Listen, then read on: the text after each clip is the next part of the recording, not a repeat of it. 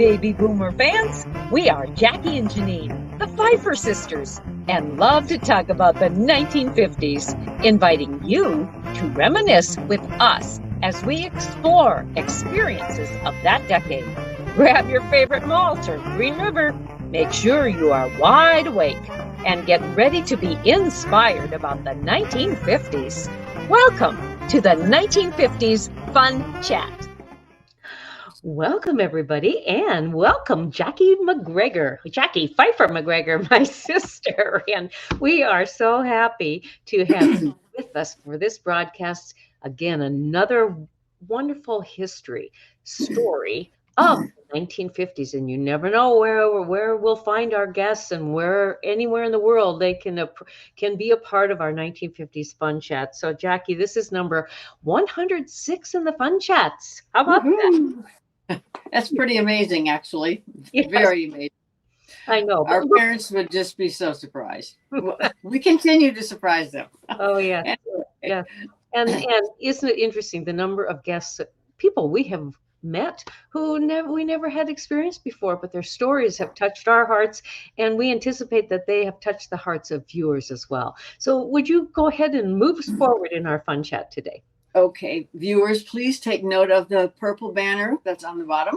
It says www.whilethewindmillwatch.com, and that is our website. And when you go to the website, you'll see all sorts of information about the authors, the books, the events where we will be or have been, the 1950s Fun Chat, and our vendors. So do go there just to educate yourself. Also, in the upper right-hand corner, you'll see our book, While the Windmill Watched, A Slice of Rural America in the 1950s. And you'll notice it is covered by a beautiful North Dakota sunset with a couple of silhouettes there. Also, in the lower right-hand corner, you'll see a little white spot, and you may not be able to read that too close as you look at that, but it says it is the National Independent Press Award in the regional nonfiction category as the distinguished favorite. And our book was published in April of 21. This award came to us in April of 22. This year, we have news about another exciting event surrounding our book. Janine will tell us that. All right. Well, our book, While the Windmill Watched, A Slice of Rural America in the 1950s, will have its title shortened in the motion picture that is being in the works of being produced right now by Canticle Productions in Bismarck. And we're excited that While the Windmill Watched will be a part of a motion picture, will be the motion picture, as it tells the history of North Dakota in the 1950s and based on our story. So that's the good news that's coming. Little by little, we'll get there and we'll eventually see that film into fruition. Right. So right now we're going to introduce you to our guest today. Born in Colville, Washington, Ed Kowitz came into this world on December 27th in 1948. He was raised in a ranch in northeastern Washington, Ferry County, about 13 miles south of Kettle Falls. And this is on the Columbia River. He has been married to Lynn O'Connor for 21 years.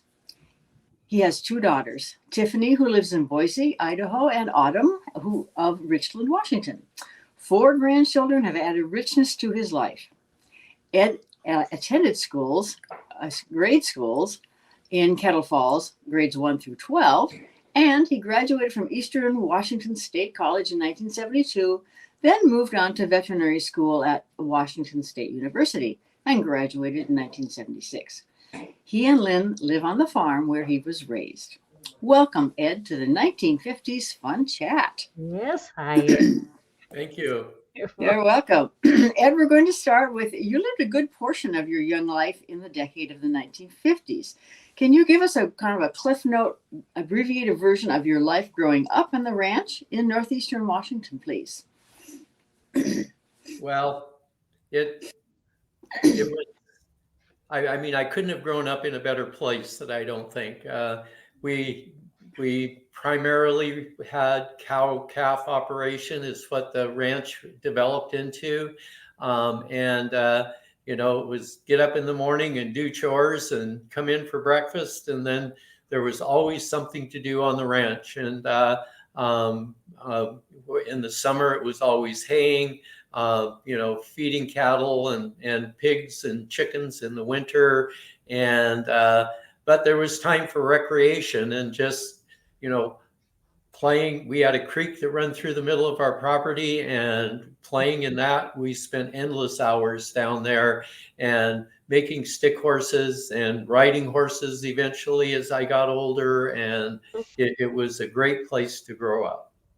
Ed, did you use horses to work your cattle, or did you walk on foot, or how did you gather? Yeah,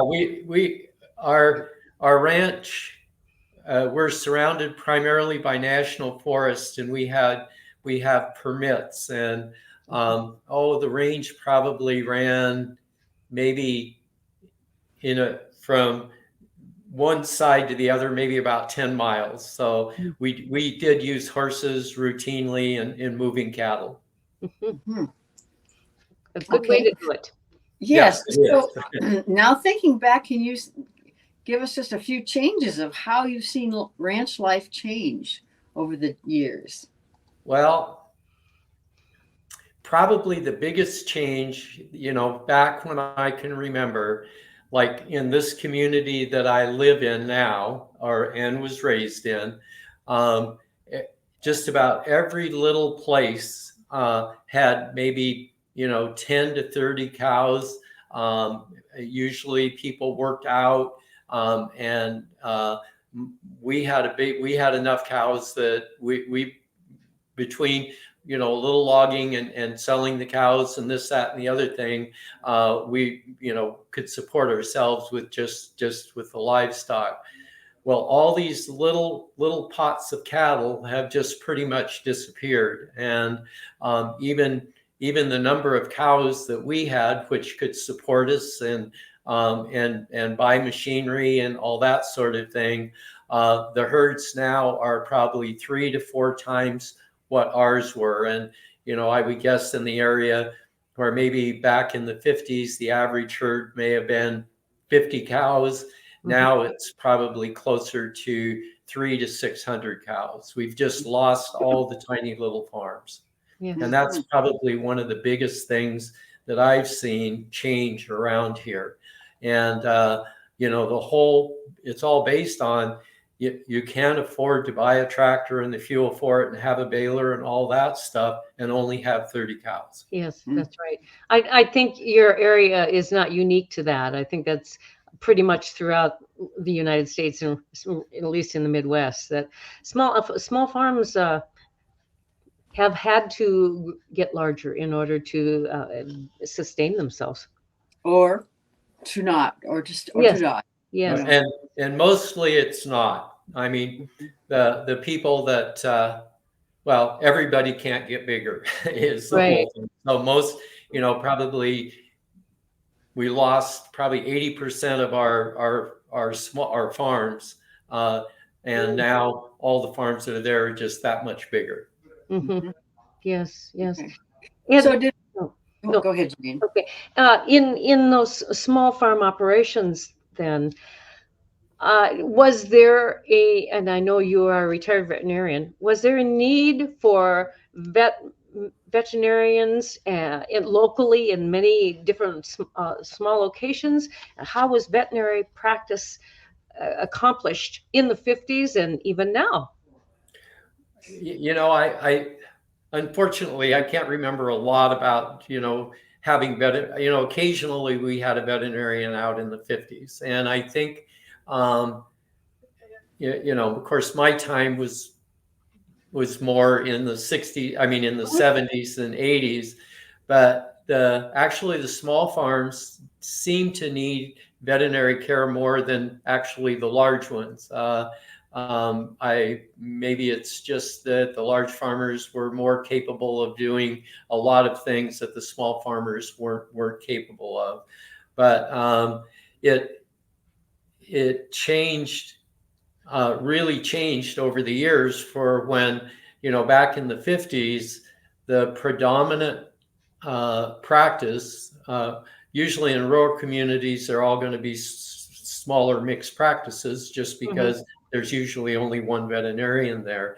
but the predominant thing is that they did large animal and and a lot of cattle work. And now that's kind of changed dramatically towards most small animal, most mixed practices, at least in our area, predominantly do small animal now. And only a small percentage of them are actually deal with livestock. I think when I left, maybe we only, counting sheep, all not counting horses, only had about 8% of our practice was dealing with livestock. Yeah. So that's a pretty dramatic change from what there was in the 50s. Yes. Ed, in your veterinary years, can you recall, is there certain call that came into you that you can, for animal care, that you can recall off the top of your head?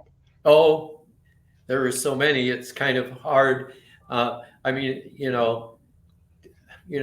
a typical call, not specific, would be a calving case. I mean, you go out, and usually you're going to have that in the spring. Not always, because calves are born year round, but primarily they're born in the spring. And it was always, I always enjoyed going out, and they called you in time. So many, a lot of them would try to do everything themselves, and by the time you got there, you started with a wreck, and Yes. usually you can't improve on it. But to be called out in a timely manner and deliver a live calf, and not and a healthy mother, that to me was really fun. Oh yeah. Some of the most fun things to do out there, and it gave me a lot of satisfaction in knowing that if I hadn't intervened on that, then neither of them would live. Yeah. So that's rather than one particular case, just one area that I really enjoyed doing when it went well. When it went badly, well, maybe it wasn't quite as enjoyable. Yeah. So, can you think of one case or not? Maybe several, maybe, that were really dangerous cases? Like your life was in danger. Well, I mean, several times I've been out and chased by cows, and I guess maybe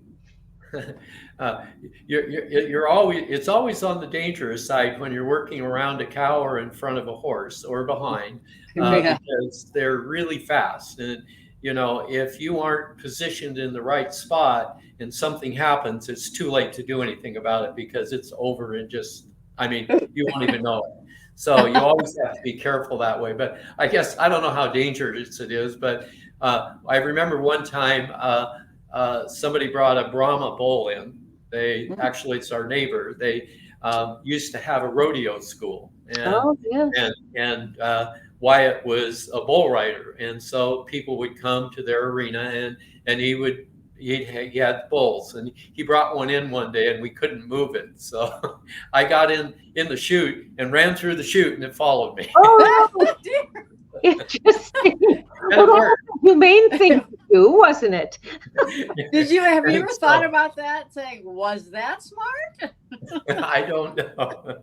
At the time, I probably wouldn't do it today, but maybe I was a little more agile, and anyhow, it seemed like a good idea at the time, and it did work. And it did work.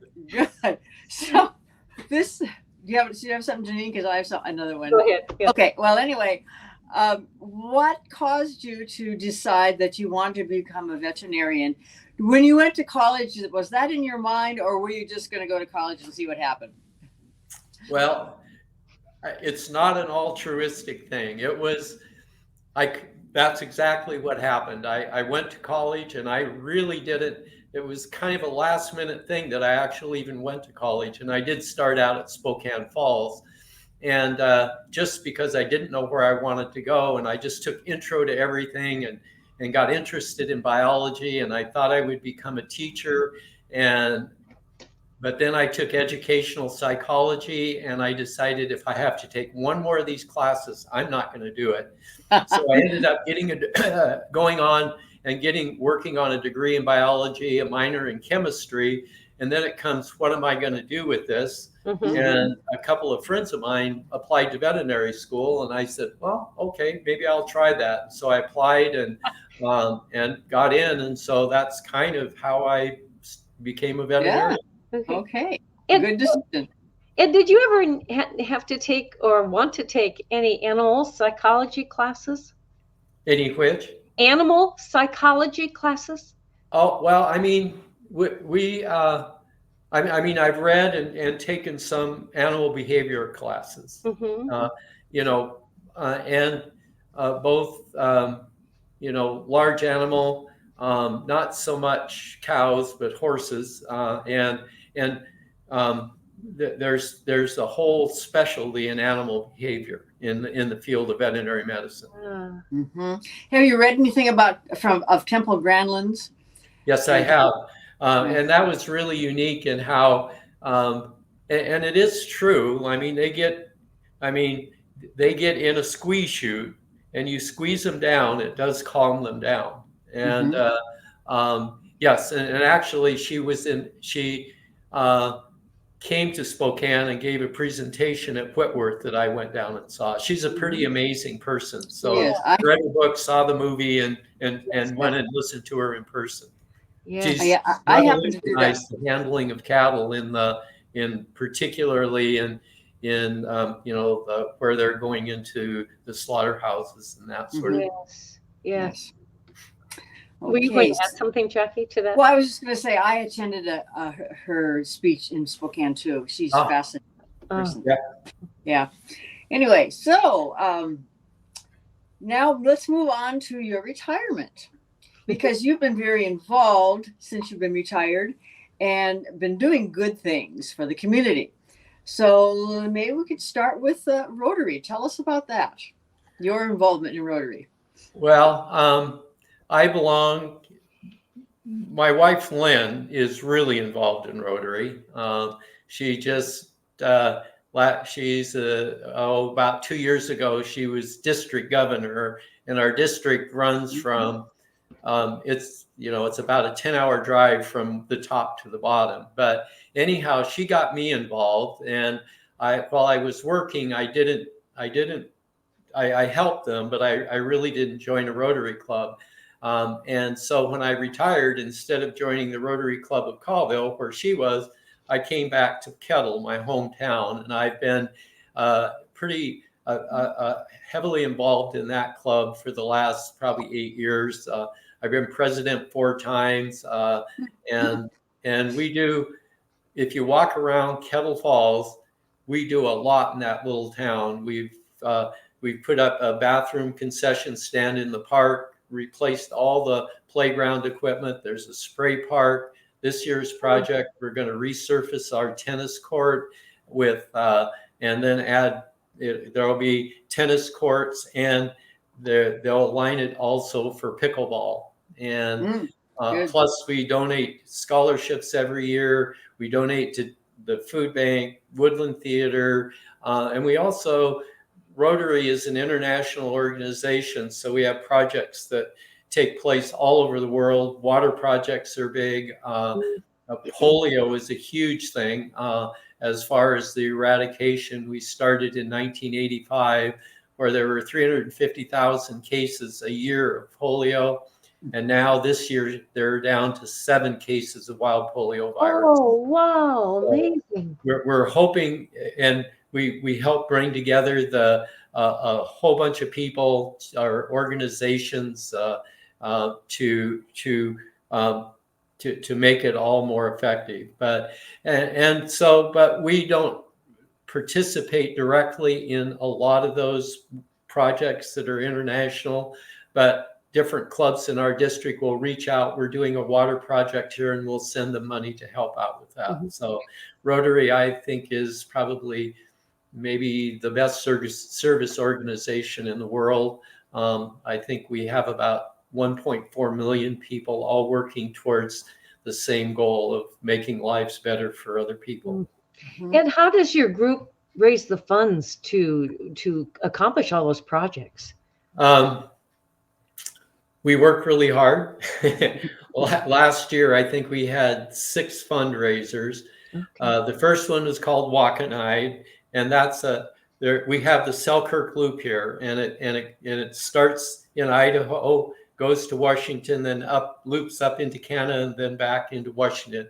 And it's about a 395-mile loop, and it takes they have it 6 days. And this year we had 125 riders. And so each club along the way we put out signage, we provided a rest stop and a lunch. And then at the end, all the money that we take in, that after expenses, are divided up among 9 clubs. And so I think that, that brought in money. We raffled off a truckload of logs. My. And Boise Cascade in our community donated the logs, and we put together a raffle, and I think we raised over $5,000 on that. We do bingo all winter. Every Wednesday night at the high school, for 13 weeks, we have bingo.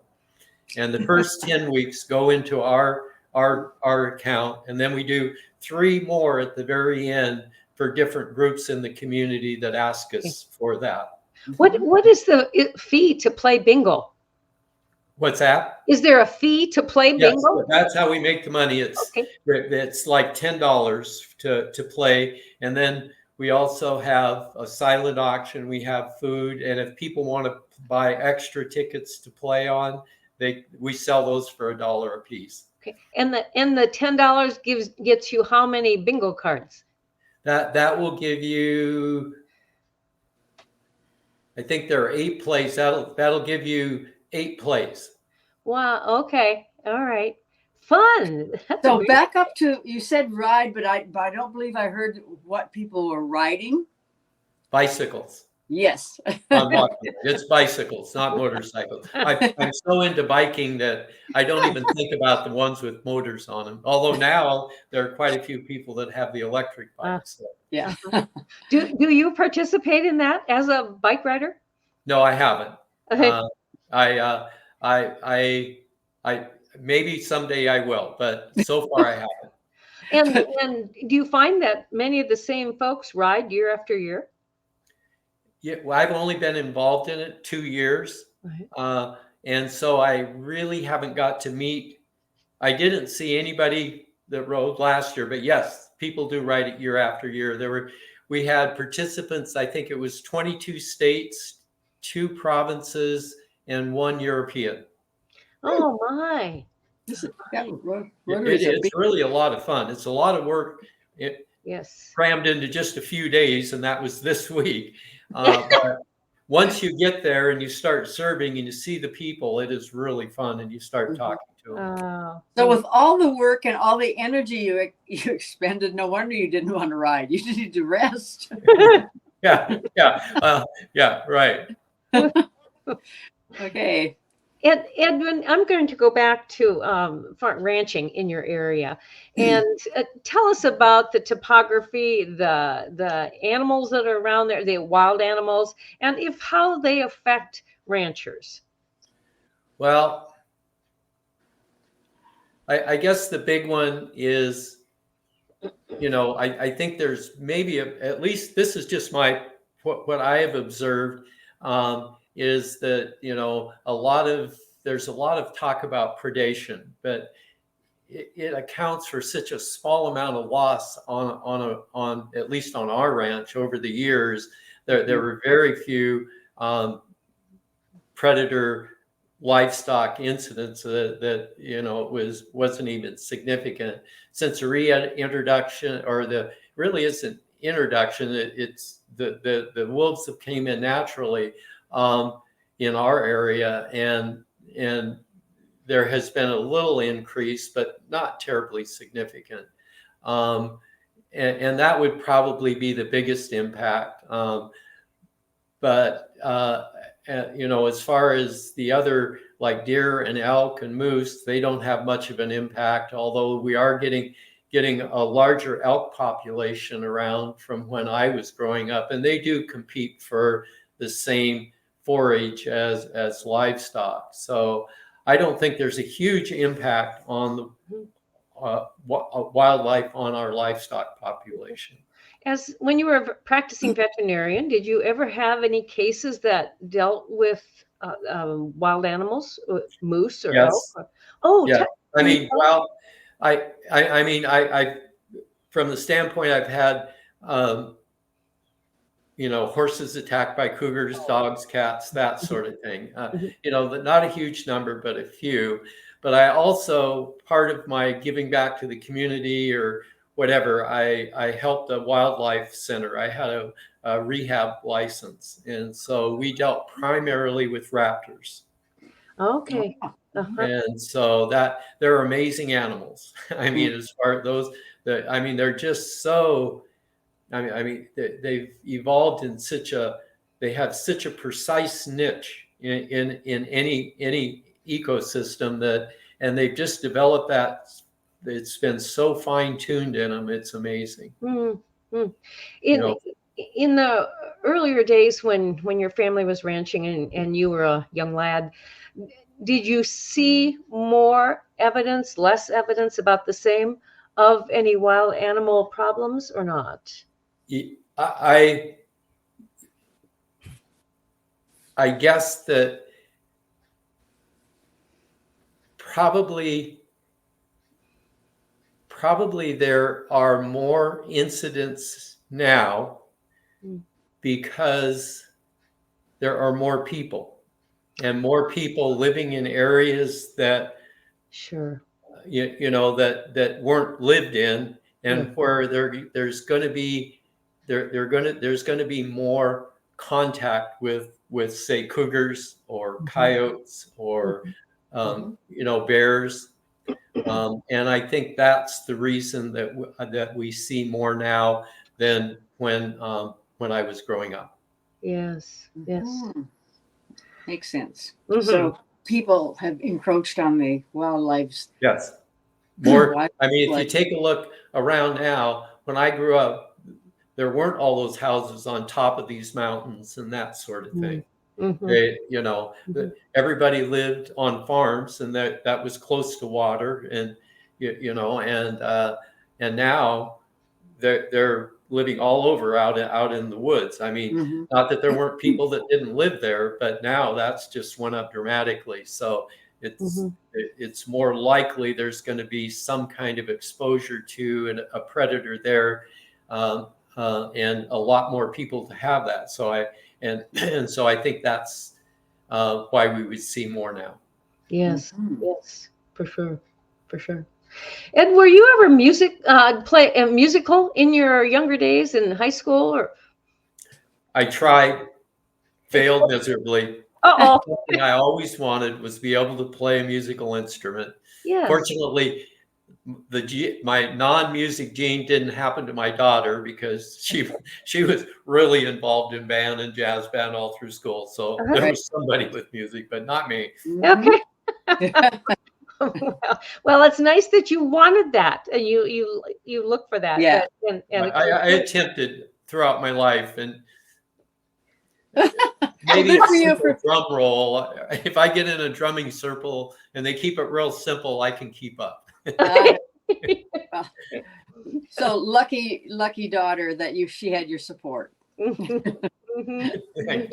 She's a fabulous musician. Yes. Okay. Well, Ed, what about the 1960s really stands out in your mind? We're talking 1950s. Well, 50s, but he said that he had really maybe had more. The 60s might have had more effect on him, but 50s going into the 60s. Let's say it that way. What do you recall as having been kind of the aha moment for you in the culture of that time? Okay. Well, it's probably more of a retrospect. What I think we lost in the 50s is a lot of community. Mhm. I remember growing up and the community being, helping each other a lot more than they do now. I remember we would go down to the neighbors and help them, and they would come and help us. And I remember one winter, there was one of our neighbors got tuberculosis and he couldn't feed his cattle. And, I remember going down and picking hay up for him. And we used to have a grange in this community, but I think we have lost small community. And, like all the neighbors, helped each other out. And I don't see, since I'm living in the same community, it's got an entirely different face now. Mm-hmm. We And hear that's probably one of the biggest things in the 50s that I miss. I would like to have that closeness again. yes, yes. I'm just, this thought came to my mind back to the veterinary work and live animal diseases of the time that you were living at home and your family was involved in ranching. How have those changed from that era to present day? Well,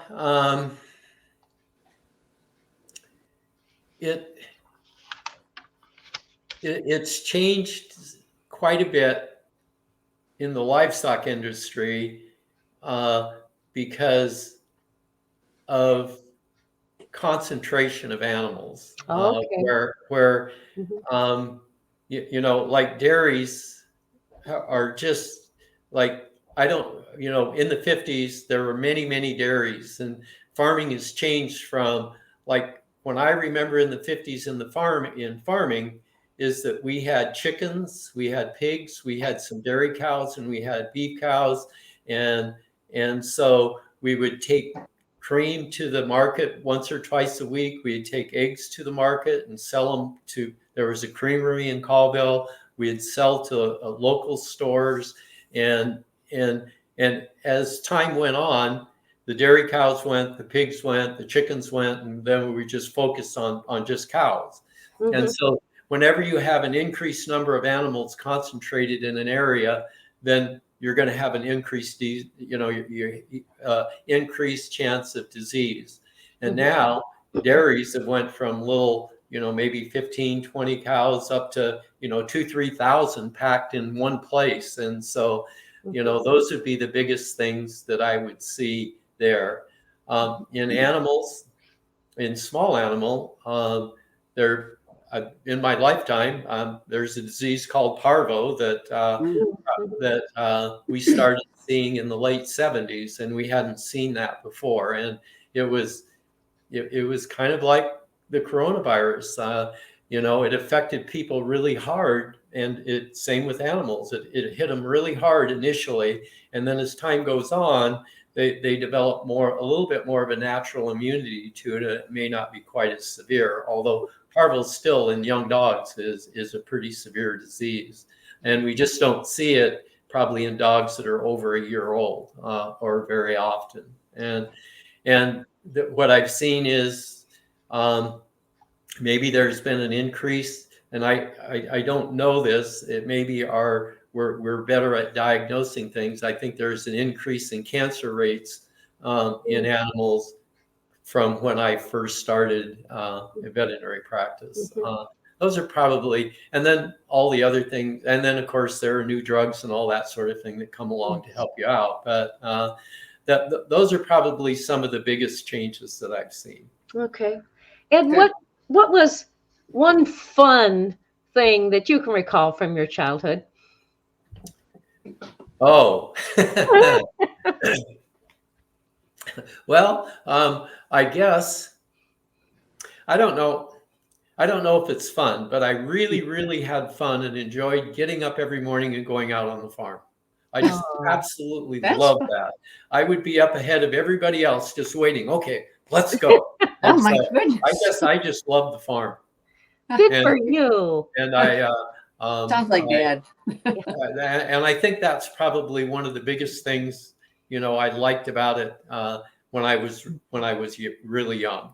Yes. Mhm. Wonderful. Good Wonderful. answer. Yes.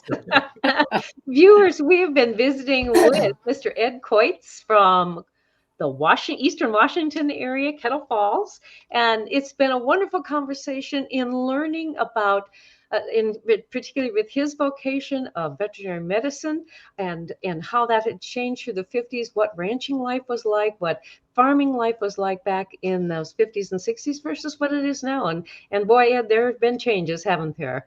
Yes, for sure. So, Ed, we thank you so much for being our guest. This has been a wonderful, wonderful, fun chat.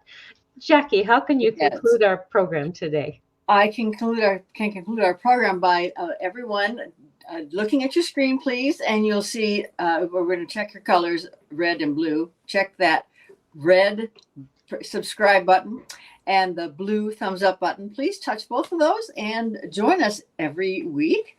This streams Monday nights, 8 Central Time. Every Monday night, and then you can find it on the 1950s Fun Chat. In fact, all of them, find it on the 1950s Fun Chat, which is found on our website.